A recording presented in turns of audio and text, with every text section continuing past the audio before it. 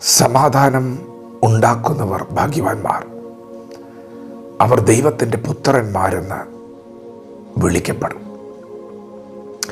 ദൈവത്തിൻ്റെ മാറ്റമില്ലാത്ത വചനം ശ്രദ്ധിക്കുന്ന പ്രിയപ്പെട്ടവരെ, നമ്മുടെ കർത്താവായ യേശുക്രിസ്തു ഈ ഭൂമിയിൽ വന്നത് സമാധാനം ഉണ്ടാക്കുവാനാണ്.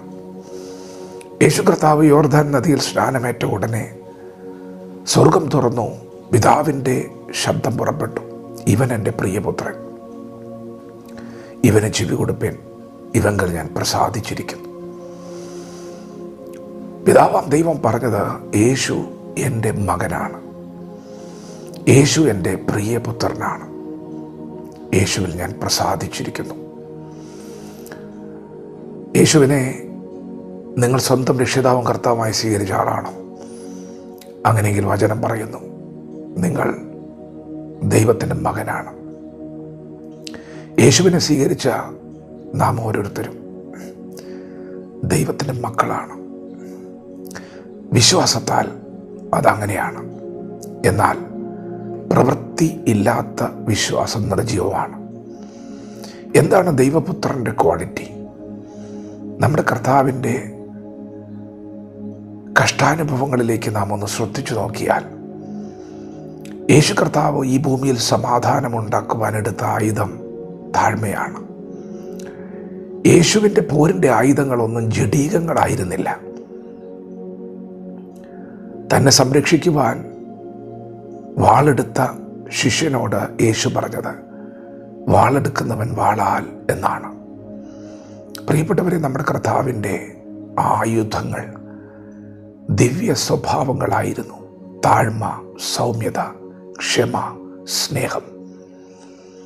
അതെ, നാം ആ പോർക്കളത്തിൽ കാണുന്ന അത് തന്നെയാണ്. യേശു കർത്താവ് സമാധാനമുണ്ടാക്കിയത് താഴ്ന്നു കൊടുത്തിട്ടാണ്. നിങ്ങളുടെ കുടുംബജീവിതത്തിൽ സമാധാനം ഇല്ലേ? വിട്ടുവീഴ്ചയ്ക്ക് തയ്യാറാകാത്തതുപോലെ, ഒത്തുപോകാത്തതുപോലെ അസമാധാനം കുടുംബത്തിൽ വാഴുന്നുണ്ടെങ്കിൽ, യേശുവിൽ വിശ്വസിക്കുന്ന നിങ്ങൾക്കിന്ന് പകൽ ശുശ്രൂഷയുണ്ട്. നിങ്ങൾ യേശുവിനെ ശ്രദ്ധിച്ചു നോക്കിയാൽ മതി. ഒരു കുടുംബത്തിലൊരു പ്രശ്നം ഉണ്ടായപ്പോൾ ആ പ്രശ്നം പരിഹരിക്കാൻ, ദൈവത്തിൽ നകന്നുപോയ സകല മനുഷ്യരെയും ദൈവത്തിലേക്ക് അടുപ്പിക്കാൻ, ഈ ഭൂമിയിലെ ഭാഷ പറഞ്ഞാൽ ഒരു വീട്ടിലെ ഗൃഹനാഥൻ സ്വർഗം വിട്ട് താഴേക്കിറങ്ങി തന്നെ താൻ താഴ്ത്തി, ക്രൂശിലെ മരണത്തോളം താഴ്ത്തി. താണുകൊടുത്താൽ ഒന്നും പോകില്ല കേട്ടോ, ഒന്നും പോകില്ല. താഴ്ന്നു കൊടുക്കുമ്പോൾ ചിലതൊക്കെ നഷ്ടപ്പെടുന്ന പോലെ തോന്നിയേക്കാം, പക്ഷേ ഒന്നും നഷ്ടപ്പെടില്ല. വല്ലാണ്ട് താണു കൊടുത്തു യേശു. സമാധാനം ഉണ്ടാക്കാൻ വേണ്ടിയായിരുന്നു. താഴ്മയുള്ളവർക്കവൻ കൃപ നൽകും, അധികം കൃപ നൽകും. താഴ്ന്നു കൊടുത്താൽ കൃപ വരും. താഴ്ന്നു കൊടുക്കുന്നവർക്കാണ് ഉയർച്ച വരുന്നത്. അതെ, തന്നെത്താൻ താഴ്ത്തുന്നവൻ ഉയർത്തപ്പെടും. അതുകൊണ്ട് അവൻ തക്ക സമയത്ത് നിങ്ങളെ ഉയർത്തേണ്ടതിന് ദൈവത്തിൻ്റെ ബലമുള്ള കൈക്കീഴിൽ താണിരിപ്പൻ.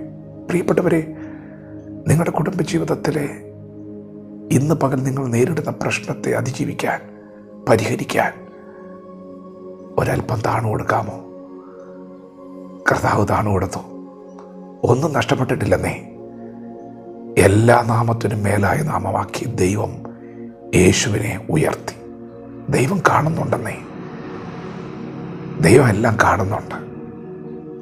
അല്പം താണു കൊടുത്താൽ ലോകത്തിൻ്റെ മുമ്പിൽ അല്പം താഴ്ന്നു പോയേക്കാം, വിലയിടിഞ്ഞു പോയേക്കാം. എന്നാൽ ദൈവസന്നിധിയിൽ നിന്റെ വിലയിടിയുകയില്ല. കാരണം ദൈവത്തിൻ്റെ രാജ്യത്തിൻ്റെ നിയമം തന്നെ അങ്ങനെയാണ്. താഴ്ത്തിയാൽ ഉയർത്തപ്പെടും. അതുകൊണ്ട് ഇന്ന് പകൽ പ്രിയപ്പെട്ടവരെ, സമാധാനം ഉണ്ടാക്കാനാണ് ദൈവം നമ്മെ വിളിച്ചത്. സമാധാനം നഷ്ടപ്പെടുത്തുന്ന പിശാചാണ്. നമ്മൾ പിശാചിൻ്റെ മക്കളല്ല, ദൈവത്തിൻ്റെ മക്കളാണ്. എന്തു വില കൊടുത്തും നിങ്ങളുടെ കുടുംബജീവിതത്തെ നിങ്ങൾ തിരിച്ചു പിടിക്കണം.